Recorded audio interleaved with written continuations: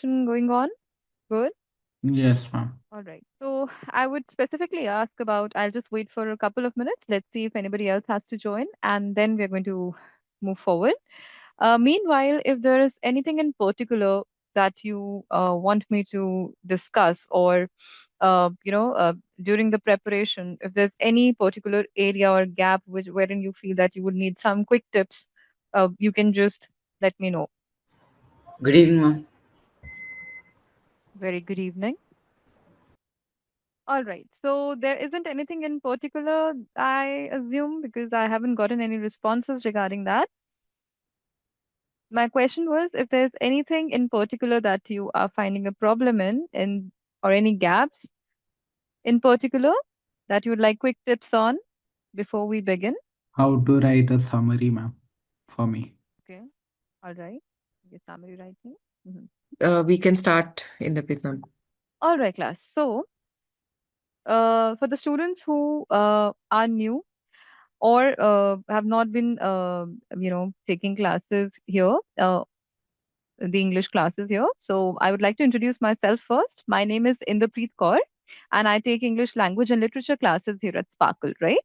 And so I would like you to just get an overview of what this masterclass is going to discuss. So here we are going to talk about some quick tips and suggestions which are going to be aimed specifically for strategizing your examination attempt in the English 0500 exam, right? So we are going to focus on select areas, the key pointers that you want to keep in your mind when you're writing your answers during the exam, and also the preparation part. How do you align your preparation, right? So we are going to discuss some high value topics, right? We're going to discuss some key areas wherein you need to focus while you're attempting your questions in the exam, and how do you structure and manage time. Fine. And before we begin, let's have a quick overview of what these papers comprise of. So first of all, I need you to tell me how many papers do we have. A quick answer here. How many papers do we have in 0500 FLE? Two papers. Two papers. Perfect. And paper one is going to be focused on your Reading. excellent, excellent. And paper two is going to be focused on Writing. excellent. All right. Now, when I talk about reading, there are certain skill sets that you need to have if you want to score well, right? As you can see over here, all the questions. Now, how many questions, first of all, do you have in reading? Can you tell me? 6 questions? In reading, paper one? Yes, ma'am. Okay. Can you please tell me what are those 6 questions? Uh, Are you talking about the subparts also? yes, ma'am. These are No, parts included. no, don't include the subparts. The main There are questions. How many? three main questions. One is the first comprehension, which includes comprehension question and answers and a Mm-hmm. summary. Then Yes. second is like describe the word and writer's effect, the large writer's effect and a 3 marker. And then last is the third question, which is a extended response. Not extended response, but a written response. Perfect. Perfect. So it is called the extended response actually. Oh, okay. Hmm? All right. So yes. So I am not including the subtypes over here, but yes, there are three main questions wherein we have two comprehension-based questions. We have summary, we have writer's effect, and we have, as we're going to see ahead as well, we also have the extended response, the text types. Right? Is this clear to everybody? Do we have any confusion till here? No, ma'am. No, no. All right. Now, class, when you talk about the comprehension part, especially the first comprehension, that's going to be all about finding the key information. Even when you're talking, I'll go very quickly through this. And I think we all agree whenever you're writing extended response, what are the two things that you have to do in extended response? Yes, please, quickly. What does extended response question require us to do? Yes. What are we given in extended response? We are given a text. And Attack. what are we yes, what are we supposed to do? Mom, take points from the Three text and bullets. Exactly. So you have to find out the important evidence according to the bullets, and then write your response. Which means, again, a key skill that you have to learn here, and I think by now you all of you have learned, is finding the key information and understanding the meaning. So, of course, when you have to write down, the you have to paraphrase or you have to develop a point, first you need to understand the meaning of the text, right? Then, when you talk about writer's effect or questions such as, talking about the effect in a given stanza or sorry, paragraph, you are explaining the language choices, right? Then, effects of the given word. What is the effect of certain adjective? What is the effect of certain verb? These are the key skills on the basis of which you will have to attempt these three questions, right? Key information. How do you pick out key information? Now, how many of you have a problem in finding out the correct evidence? Finding the correct evidence or choosing the content points? You can raise your hands, or you can just let me know in the chat box, or you can just unmute yourself and tell me. Okay? Yes? Okay. Now, there are some students who have raised their hands when it comes to finding the key information, right? So, which means if this is wrong or this is where your gap is, class, you will not be able to find, write well for the extended response and even for the summary, right? Because both the questions are going to be based on these two, this key element. Now, for this, how do we go about it? We are going to follow, we are going to read, and we are going to discuss how do you find the correct evidence? What are the tricks for that, right? Thereafter, if I talk about the effect part, how many of you find a problem in explicit and implicit meaning? Like, how many of you are not able to figure out the implicit meaning of a sentence, of a word? You can raise your hands. Implicit meaning or explicit meaning. Okay. Now, these students who have a problem in this are going to pay you're going to pay special attention to question number 1 and question number 2, comprehension. I'll let you know how do you figure out the difference between the two. Fine. For people who have a problem in key information, they are going to pay specific attention on they're going to pay attention on question number 3 and summary part specifically, right? And for the ones who want to discuss or, who have gaps in the effect part, this is the question. Writer's effect is where you might have some tips that you could that could be beneficial to you, right? Now, for paper 2, when you talk about the writing part, again, how many questions do we have in writing, paper 2? 2 questions. 2 questions, ma'am. Excellent. And the first question is, what Extended do we have? response, it's a 40 mark based Mhm. on 2 texts, and it can be like asking you to either discuss or argue for one side or persuade, and Mhm. you have to take information from both texts and present the answer. Yes. So basically, again, you have to write it according to a given text type, directed writing. Yeah. So, which means, like you very correctly use the word persuade or argument, argumentative text, right? So, which means I need to know the exact formats. If it is a speech that I need to write, what should be the format? If it is a letter, what should be the format for that, right? So, knowing the exact format. Now, how many of you are confident and you can tell me that, okay, this is the basic difference between, let's say, a letter and a speech when it comes to the format? How many of you are confident enough? Excellent, excellent.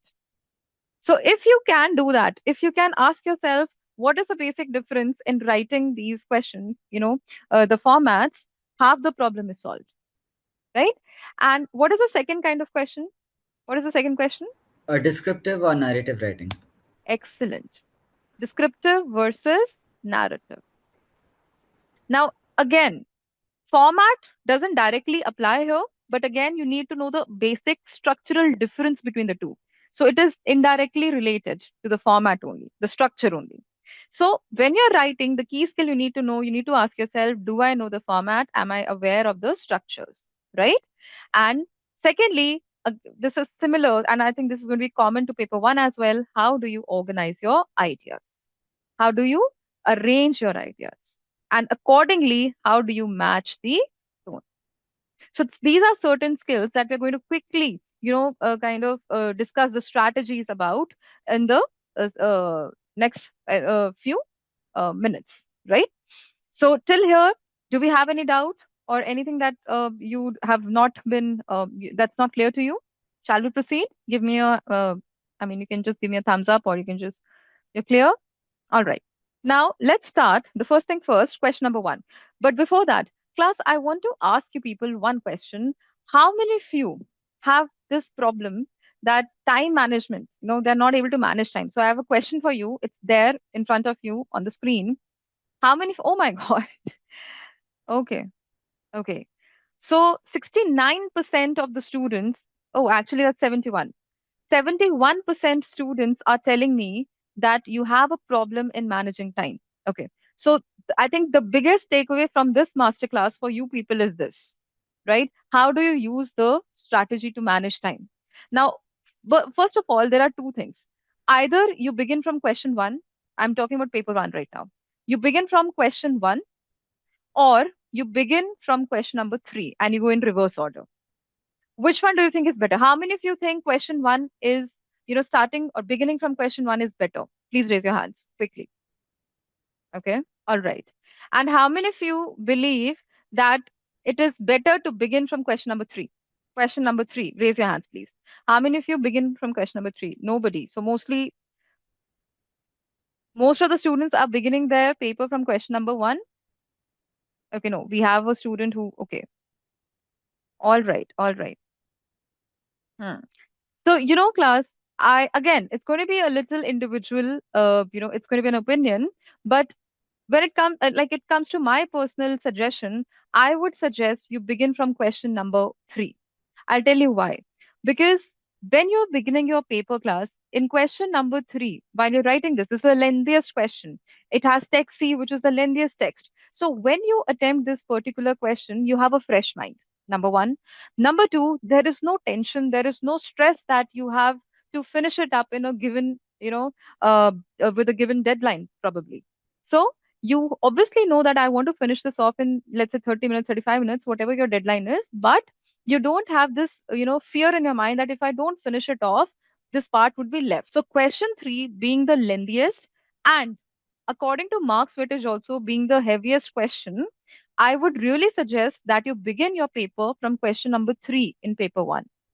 Once you're done with this, believe me, you will feel really light.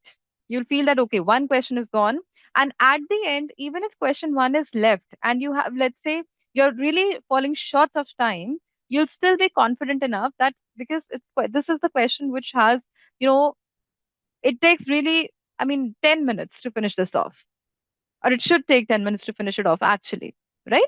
So, leaving question three to the last moment versus leaving question one, I think the latter is going to give you less stress. Fine. So, for in this masterclass, I think the biggest takeaway for you is given that you have if you have a problem in managing time, begin from question number three and then move on to question number one, right? Then, after that, another thumb rule that you have to remember is the number of minutes you need to spend on a question is equal to the number of marks the question has been assigned. As simple as that. This is the trick, right? Whenever you're confused, you have nobody, let's say, to guide you on how many minutes or how much time do you need for a question. This is the rule. Of course, you have to leave aside the timing for planning. This is just the minutes that would be required for writing, right? To this, you can add 5 to 10 minutes extra for the planning part, right? So now, when I talk about question number one, A to E. Now, question number one, A to E. First of all, we know that what is the total marks weightage for paper one, first of all? 80. 80. Excellent. So it's an 80 mark paper. And what is the duration? 120 minutes, right? Now, how are these 80 marks divided? If you talk about question 1, A to E, right? What kinds of questions are these? Question 1, A to E? Quickly. Comprehensive questions. Very good. Comprehension is also there in question number 2. How are these two questions different? Yes. Anybody? Question 1 comprehension and question 2 comprehension. What is the difference in the kinds of questions? Question 1 is like short answers, and question 2 is fill like usually word meanings and things like that. Yes, very good. So question 1 is going to have, first of all, question 1 is based on which text class? Quickly. Question 1 is based on? Text A. A. Excellent, excellent. The entire question is though? No, F is for Text B. text B. Excellent. So question 1, F part is text B. Question 1, A to E is text A. Question 2? Text C. Excellent. And question number 3? Text C. C. Excellent. So which text over here is having the most weightage of marks? Text C. Perfect. So according to you, which text should get most of the time in reading part? Text C. Yes, right? So make sure when you're spending time on reading, text A being the shortest should not get much of your time. So around 5 to 7 minutes of it is enough. And actually, you don't, to be very honest, you don't need that much time also, given that the kinds of questions you get in question A, in text A, you also get the line number, isn't it?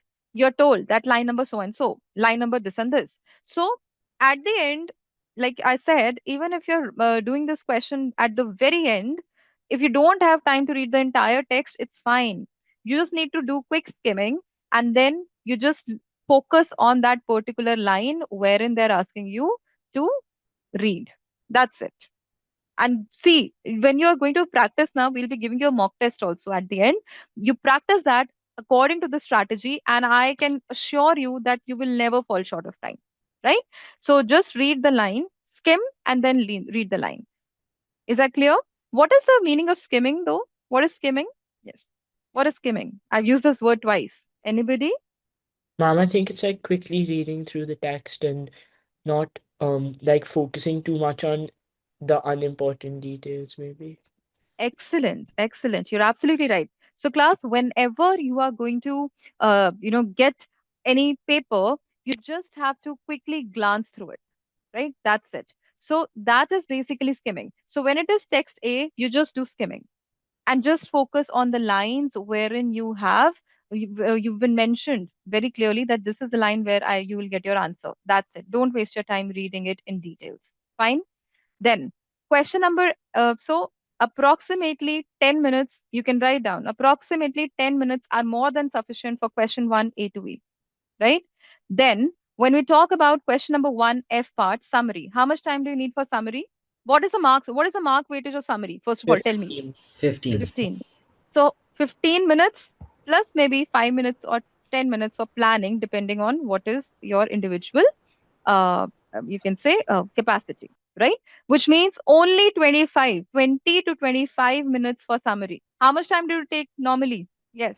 Is this the time period that you take? No, I take around 35 minutes.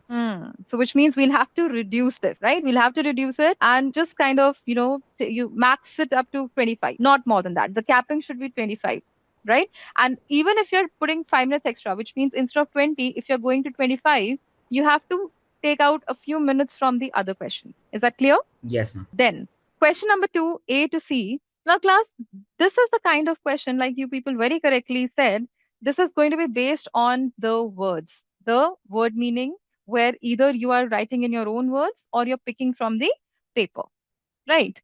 So, here also, you've been very clearly mentioned that this is the area wherein the word is. Fine, normally. And even if you have to write in your own words, you're still discussing the vocabulary only. Again, something wherein you don't have to structure, you don't have to plan. So don't waste a lot of time on this.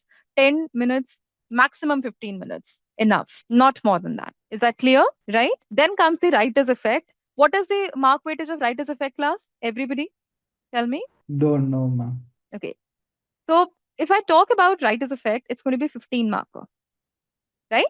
So, okay, tell me, based on what we've discussed so far, average, how much time? 15 marks equals to how much time for writing? 20 to 25 minutes. Exactly.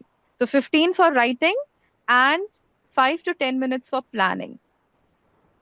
So 20 to 25. And class, I'll be very honest with you, especially the students who are registered at Sparkles in English course and have done this writer's effect, you know that in writer's effect you don't have any marking criteria for the writing style, which means you can just have one template.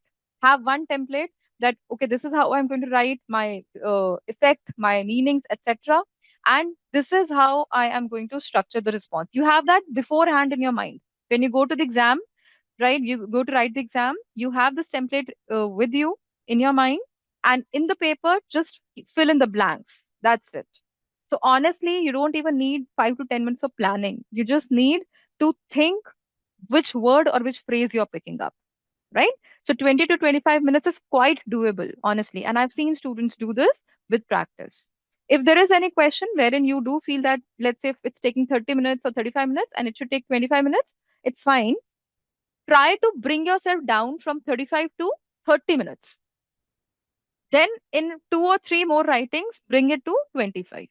Don't expect that today I'm writing in 35 minutes, tomorrow I'll write it in 25. You cannot do that. Maybe after 2 to 3 writings, definitely you'll be able to do that, right? So put a timer. That's your tip number 2. Put a timer when you're writing your questions and try to reduce by few minutes. It should be a gradual decrease. 25 minutes or maybe 2 minutes or maybe 3 minutes, depending on your individual capacity, and then bring it down to the desired time limit. That, right? Don't push yourself in one go. Then the third one is extended response.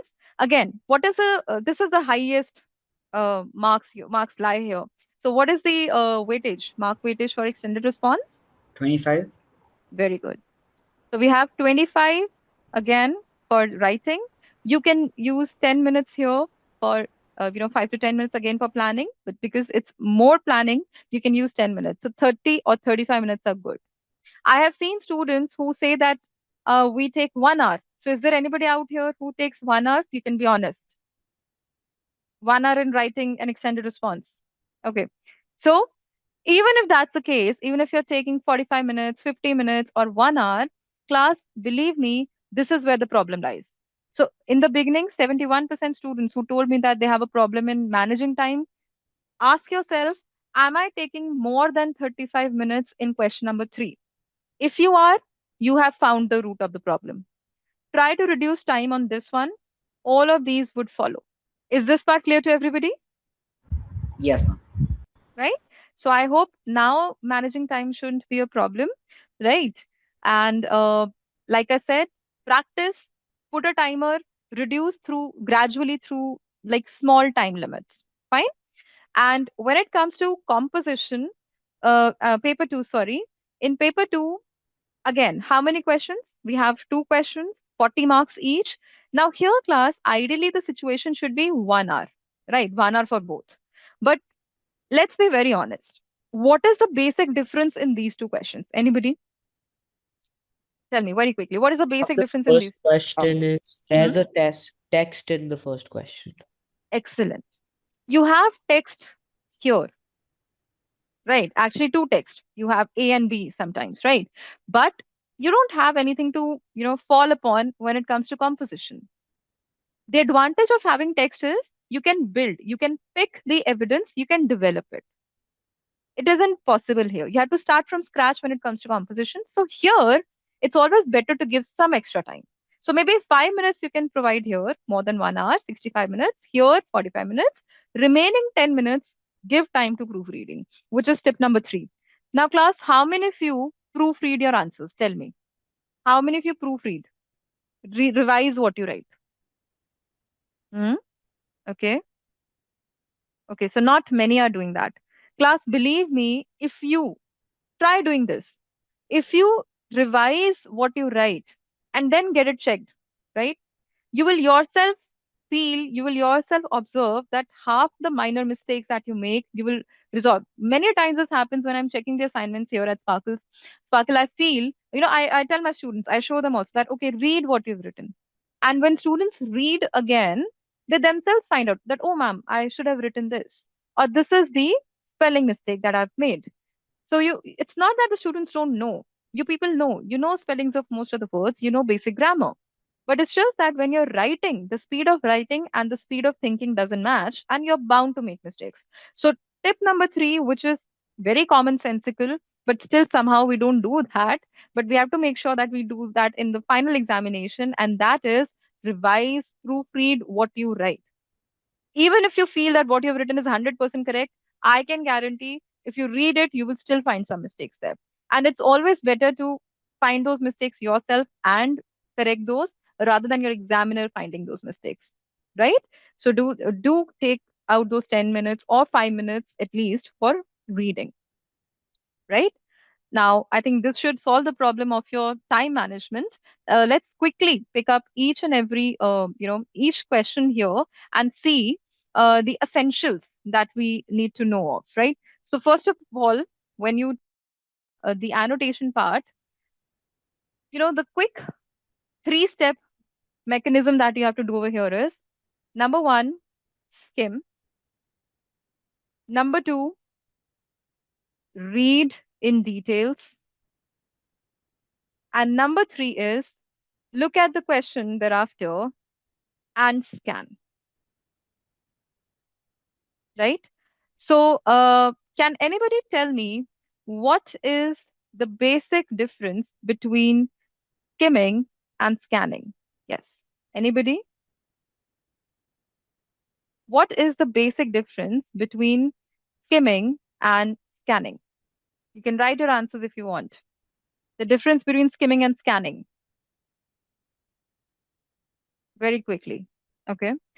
So skimming, like somebody, like here, when we just discussed skimming, and a very correct answer, very well said, that very well put that answer was that skimming is when you quickly glance over the text. You just get an idea of what it is, right?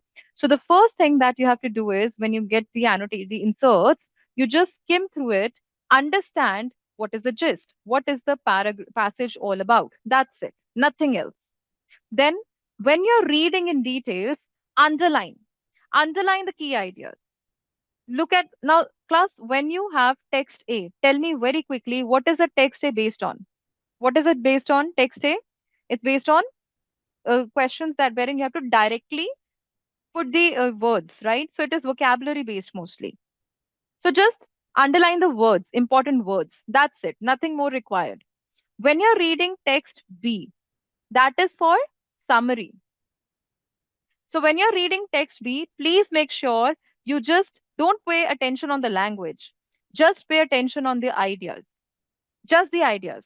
What are the ideas that are being conveyed? That's it. Because summary, you just need it for summary. That's it. When you're talking about text C, this is where you need to make maximum annotations.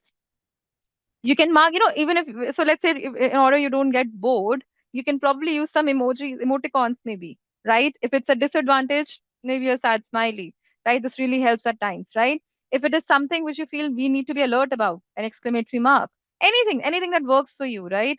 Just make those annotations, be creative with them. There's something which, kind of makes you very vigilant about what is there in which part of the passage, right? Just make those annotations accordingly in text C. Because text C is going to be heavy on vocabulary. You need to underline important phrases and it's going to be heavy on the ideas also, right? Text A, just the vocabulary. Text B, just the ideas. Text C, maximum annotation. Is this clear to everyone? Do we have any doubts still here? A quick yes or a no, please. No, ma'am. All right. Let's move ahead. Next is when you're picking up these answers for question 1. You can see on the right hand side, I have a snippet of a previous year question. Now, please remember one thing, until and unless you've been told, like question number B, you've been told that you have to write in your own words. If it's given to you directly, well and good, write in your own words. Otherwise, don't waste time. Don't waste time on creating full sentences or writing in your own words. Just lift from the text and write the points. That's it, right? And the number of marks. So if it's a 2 marker, you need 2 content points. If it's a 3 marker, you need 3 content points.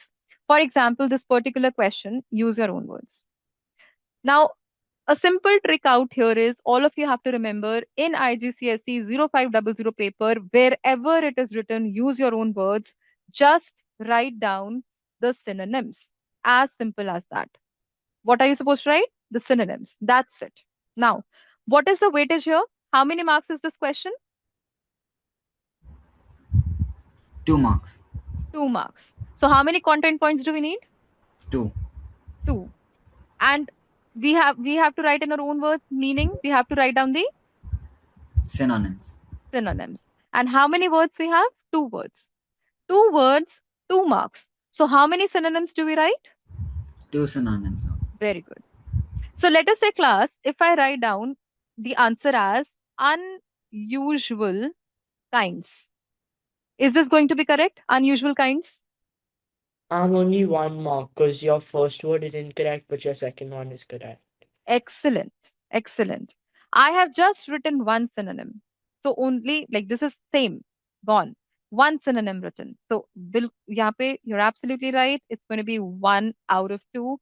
And class, honestly, please tell me, do you think this is something which is very subjective in marking, or is it very objective, very clinical? Tell me. Is it clinical, very direct in the marking? Yes, ma'am, it is. Right? There's no ifs and buts. Like, for example, if I'm writing composition, maybe let's say I'm writing story, there might be a case wherein somebody might not like the way I'm creating a story. So it might be a little subjective there. But questions like these, they're really scoring because all you have to do is just write down the synonyms. That's it. Also, did you notice one thing over here? I want you to just let me know how this is like something that you already discussed. How is this helping you? Line 3 in the paper, how is it helping you? Very quickly. You don't need to read through the full passage to find these words. Very good. You just read that line, and if you don't have the time, just read one line before and after that, not even the entire passage, and you're good to go. Right? Now, then, so this is one thing that you have to remember whenever it says use your own words in 0500, it's a direct hint to you, write synonyms. Don't waste your time on understanding or thinking what the passage is about. Just write the synonyms. Then summary, yes. So a student over here told me that summary is a problem. Now, in summary, I just want you to first quickly unpack the question and tell me so if you were to read this particular question, what are the important points that you find in the instructions? Very quickly, unpack the question, all of you. This is the question. What do you need to remember when you're finding evidence? The supporters of Hyperloop. Okay. Their perspective. What else? Advantages and appeal of their. So this is what you need to find in the passage, correct? What else?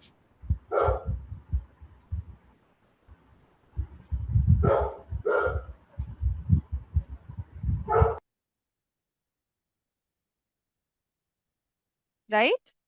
So continuous writing. You're not writing in bullet points, class. You're paraphrasing, you're using your own words, right? And class, how many content points do we need for this particular question? All of you, tell me quickly. 10, ma'am. 10. Because what is the weightage? 10 marks. Now, one problem that I find over here and a tip that I want to give over here for summary. Some students, when they write summary, they are counting 10 content points that, okay, I've written these points and I'm good to go.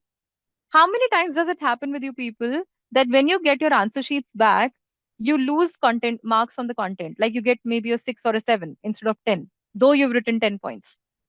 Does it ever happen? Many students are raising their hands on this one because it's a common problem actually. Class, I'll tell you the reason why. The reason here is that the points that you choose are related. So much so that they can be put under one umbrella term. I'll give you one example. There is this previous year question paper wherein, it says that a 50-year-old man decides to go on an adventure, right? And the son is writing maybe a journal. That's a previous year paper. And let us say there is this point wherein we are told that, uh, the terrain, let's say the slope is really high, right? The slope, it's a very steep slope, right? The road is patchy, right? And so on and so forth. And there is also a point written that the terrain is tough. Now, do you think if you write these 3 points, you will get 3 marks? Will you get 3 marks on the content for writing these 3 points? That the No. terrain is tough? No? Why not? Because they are related. They are related. If you say the slope is steep, you're talking about the land. The road is patchy. You're still talking about how bad the land is. The commute is maybe, right? Terrain is tough. Again, it's talking about how, tough it is, to pursue that road, or to go on that path. So the basic idea is about the terrain. It is about the road. So even if you're going to write these 3 points in the exam class, you're still getting 1 mark on the content for these three, right? So if this is a problem with most of you, the easiest trick here is try to find out as different words as you can. So for example, when you say terrain, slope, and road, you find out, is there anything similar here? Now, you people tell me, terrain, slope, and road, are they related in some way or the other? Are they related? Yes, ma'am, they are. How? A slope can be a terrain and a road also. They're talking about the path. Yeah. Yes, ma'am. So they have something in common. So if in the exam you have 10 points and you want to make sure that you don't get your marks deducted because of commonality, see, look at the keywords and see, do they have something in common? Are they related? Is there a common thread? And try to find out as many distinct points as you can. That brings me to the same idea which I asked in the beginning. How many of you have a problem in finding the evidence? Because this is the problem. Evidence also the same thing happens. Sometimes you take additional points and you make it the main point, but they're related. If the additional point is similar to the main idea, you'll find something common. You understand?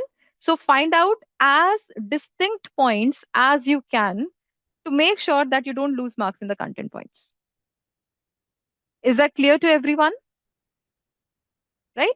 Look for words that have entirely different meanings. Right? And try to keep one paragraph only. Try to keep a neutral paragraph. Don't take sides. Don't write introduction and waste time in that. You can just paraphrase the question, that's it. Fine? You don't need any introductions. Is that clear? All right. Then the next thing here is the short questions.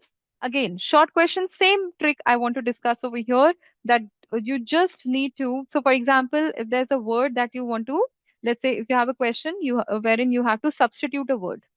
If you have, let's say, it says that, you have to fill in the blank with a word which can be substituted with an idea.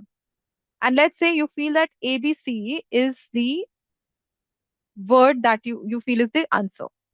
Try to fill it in the blank. Fill it in the blank, right? Or fill it in the sentence and see if it makes sense. So even after substituting, if it's making sense, that means it's the correct answer. And if it doesn't, you have to look for another word. So it's the easiest trick in the book. You have to just substitute that word in the sentence. And then you are good to go. Right? Then,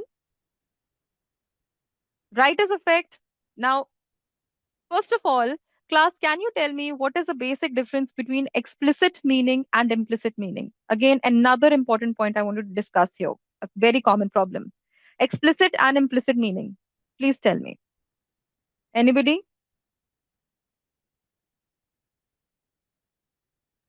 Explicit is detailed explanation. Okay. And implicit is Direct explanation. indirect Oh, yes, explanation, indirect. right? Now, all of you, if I dissect this question, as you can read, I think all of you can read this. There are two things that you can find here: convey the meaning and create effect, isn't it? Convey the meaning and create effect. Always remember, when they talk about meaning, write explicit and implicit both meanings.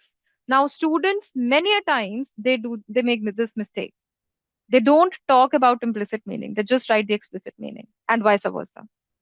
So when you're writing the explicit meaning, the trick is use synonyms, right? So explicit meaning, write the synonym. Implicit meaning, write the indirect meaning. And third, write the effect that it creates on you as a reader. Let me take this example. So let's say you're talking about the word slammed. So what is the explicit meaning of slammed? I'm writing the synonym, closed with force and noise. That's it. 1 mark on the explicit I will get. What is the implicit? So when I'm slamming the door, what does it tell me indirectly? It shows anger. It shows violence. That's the implicit meaning. And how do I feel about it? I feel scared, maybe. Somebody slamming the door. It creates tension. As a reader, I feel tension. I feel that the character is scared. That's the effect. So the phrase, the literal meaning, the synonym of the phrase, you pick one word, you write its implicit meaning, and then the effect. Right? Very, very, very important. And it's pretty simple.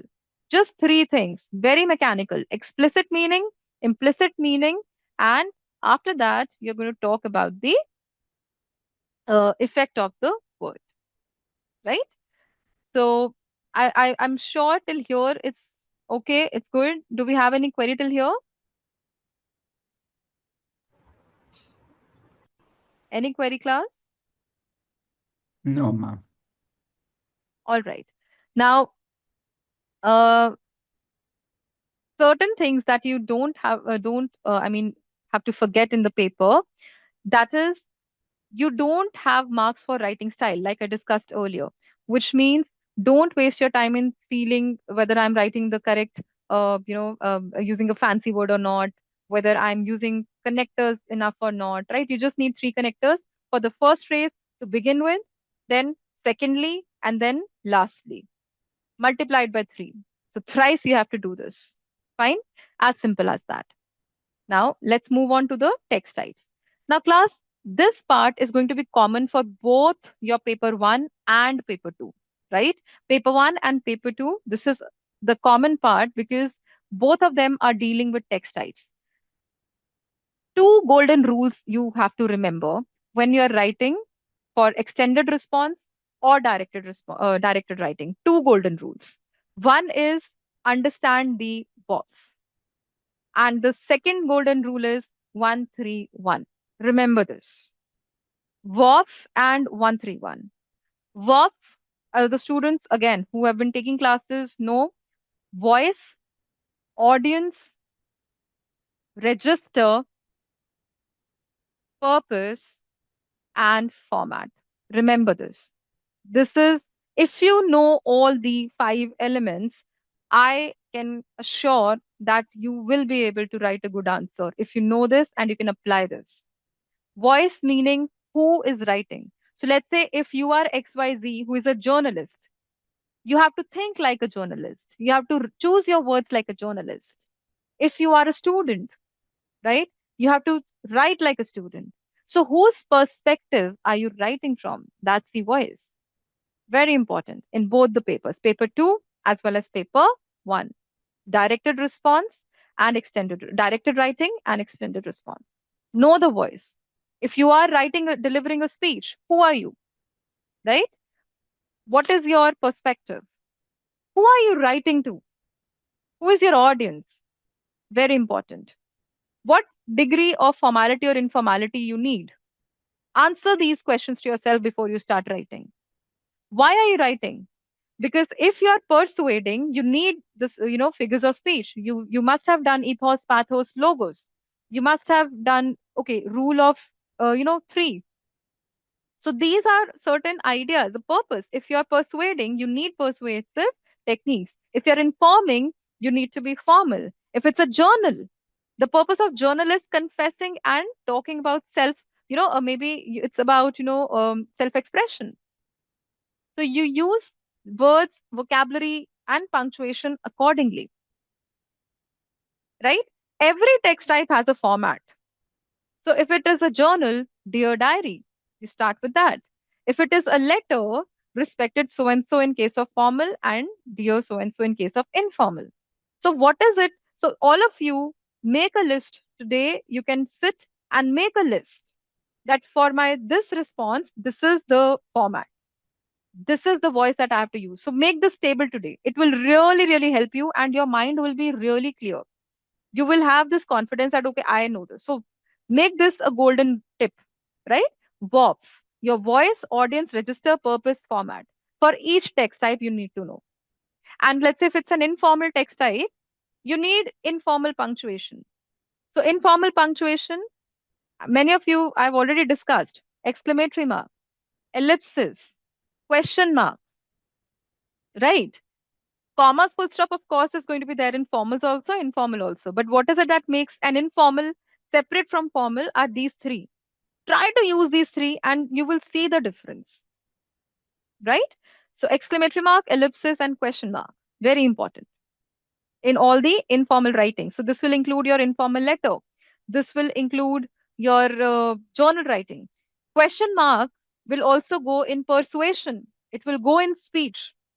It will go in, let's say, your article, if it's a persuasive article, rhetorical speech, right? Rhetorical question. You need this, right?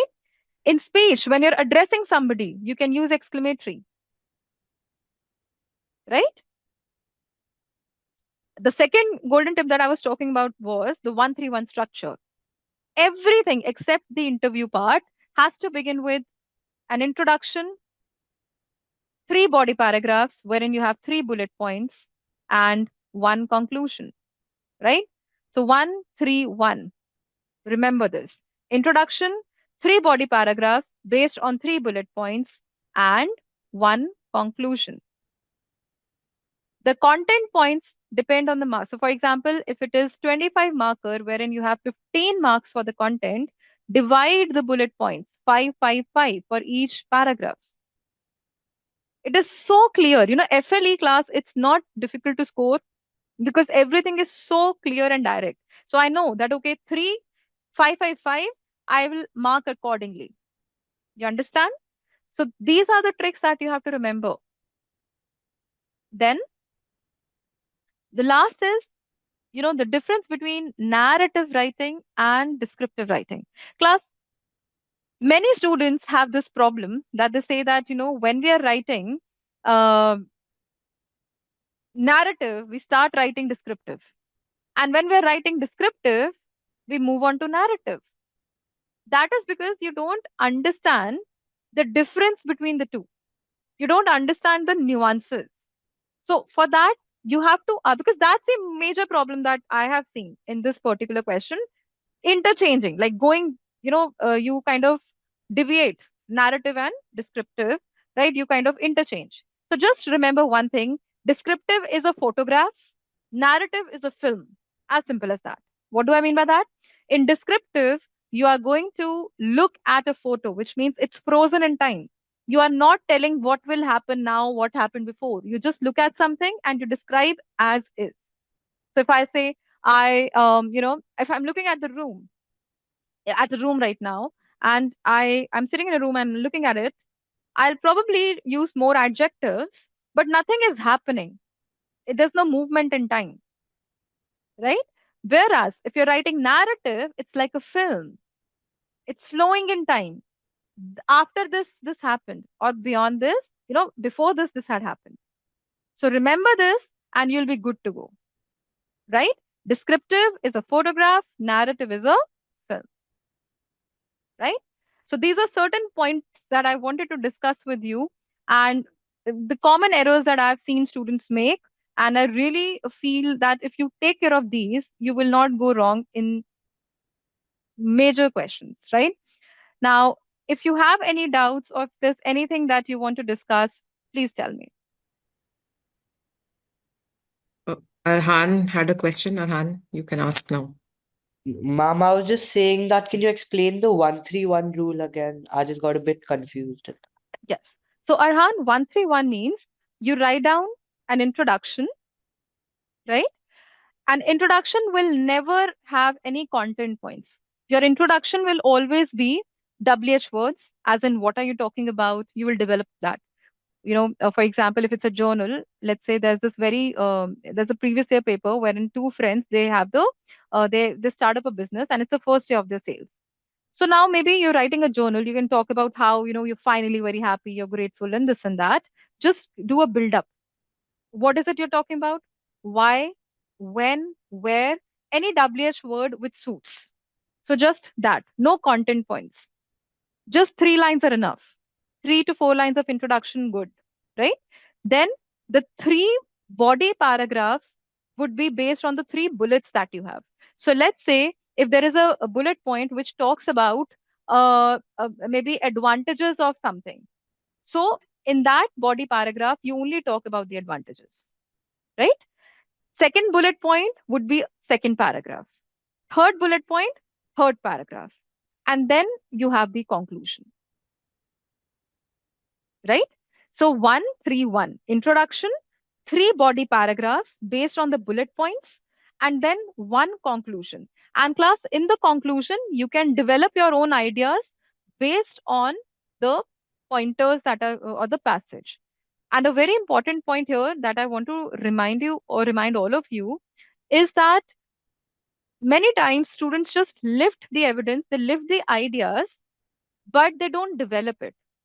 So when I say develop, I mean you have to add your thoughts, your feelings. So please write it down if you think you'll forget. Develop, develop. When you look at the mark scheme, you see these 2 abbreviations, DET and DEV. Detail and development. Detail is what you lift from the paper. But develop is when you add your feeling, your thought. IGCSE values readers' response. They value your feeling and thoughts. So you add that. So many students, they do this thing. They have this problem in the sense that they will say, okay, so today this happened, which is fine. You mentioned the details. How did that make you feel? That is a development. If you write it, you will score there, right? So in your body paragraphs, develop these points.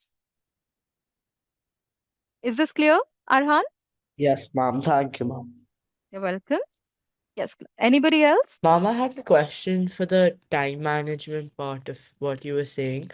Mom, so you said to start from the last question, and because you can leave like a little small amount of time for the end, mom. But like generally, ma'am, if we're like for example, me myself, ma'am, I'm a lot weaker in writing, so I prefer to like start with the comprehension so that way I have more secured marks because the writing I'm more likely to do worse in. Do you think that's a good approach, or do you think I should then double down on taking more time on the writing and less on the comprehension? That's actually a good question. But here what happens is, so let's say if you feel that you might score a little less on the writing part, right? And then you leave it for the last part of the paper. Don't you think that's going to add to your pressure, add to the pressure, Yeah, ma'am. right? So I Yeah. think it will ease you a little that, okay, I mean, right now I can still think about it and write. I mean, this is what I feel. So Yeah. I would suggest that while you're preparing right now, try to write 2 papers Okay. in both the orders and note down the time that you're taking and the Okay. kind of answers that are churning out. All right. And then you can probably compare and contrast. But right now, what I feel is maybe you could reduce pressure. However, again, I think comparing and contrasting would be a better strategy here, Okay, ma'am. right? Thank you. You're welcome.